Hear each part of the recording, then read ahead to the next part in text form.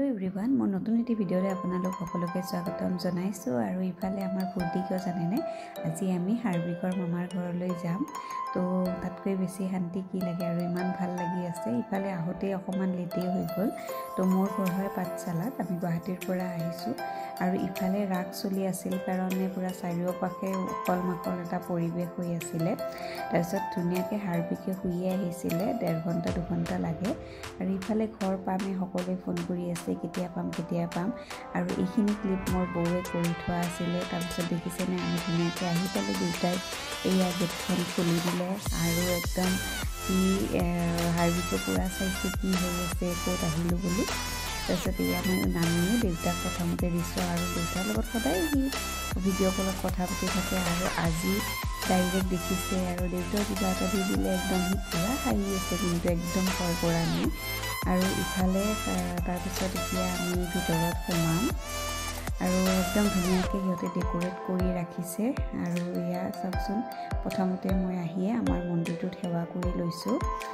তাৰপিছত সিহঁতে ধুনীয়াকৈ কিবা আয়োজন কৰি ৰাখিছে আৰু এয়া মোৰ দাদা হয় যিসকলে পাঠশালাৰ পৰা চাই আছে চাগে চিনি পায় যদি ক'বচোন আপোনালোকে চিনি পাইছেনে তাৰপিছত এয়া ইফালে সকলোৱে ধুনীয়াকৈ যোগাৰ কৰিছে বউৱে ধুনীয়াকৈ আয়োজন কৰিছে সঁচাকৈ বহুত বেছি ভাল লাগিছে আৰু মা থকা হ'লে চাগে আৰু বেছি ভাল লাগিল হয় কিন্তু মাই য'তে আছে তাৰে পৰাই আমাক আশীৰ্বাদ দি আছে আৰু ইমান ধুনীয়াকৈ হাৰ্বিকক ৱেলকাম কৰিছে দাদা বৌৰ মা তাৰপিছত আমাৰ আয়ু তাৰপিছত দেউতা বহুত বেছি ভাল লাগি গ'ল মানে বহুত বেছি আৱেগিক হৈ গৈছিলোঁ আৰু হাৰ্বিকক দেখিছেনে সি যে কিমান ভাল পাইছে এই অকণমানো কান্দা নাই মই ভাবিছিলোঁ সি কান্দিব মানে প্ৰথমবাৰ দেখি কিন্তু একদম নাই সি ধুনীয়াকৈ চাই আছে কি হৈছে সি চাই আছে কিনো কৰি আছে ইফালে হাঁহিও দিছে ইফালে মামাক হয় মামী হয় তাৰপিছত ইফালে মোৰ আয়ুকো দেখাম ৰ'বক মই যিটো দাদাৰ ছোৱালী হয় দাদাৰ ছোৱালীও আছে আৰু ইফালে আমাৰ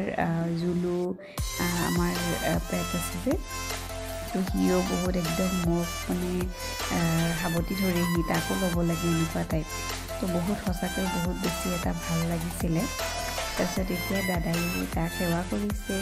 ভাগিন হয় বুলি তাৰপিছত এয়া বৌও সেৱা কৰিছে আৰু এয়া দেখিছেনে আমাৰ আয়ু তাই যে ডাঙৰে হৈ গ'ল মই তাইক 3 মাহতে দেখিছিলোঁ তেতিয়া তাইক ধুনীয়াকৈ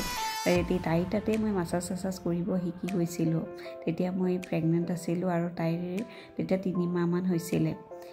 আৰু এয়া এনেকৈ ধুনীয়াকৈ আমাৰ এই সৰু পৰিয়ালটো বহুত বেছি আমি যেন সদায় হেপি থাকোঁ এনেকৈ ভাল লাগে আৰু ইফালে মই আমাৰ মাক সেৱা জনাইছোঁ মাক দেখাইছোঁ তাক মই দেখাই দিছোঁ এয়া মা হয় আৰু এনেকৈ আমি ধুনীয়াকৈ আজি দিনটো গ'ল আৰু ভিডিঅ'টো চাই যদি আপোনালোকে ভাল পাইছে প্লিজ লাইক এটা কৰি দিব আৰু আগলৈ আপোনালোকক ভিডিঅ' দি থকাৰ বাবে দি থাকিম এতিয়াৰ বাবে bye bye and take care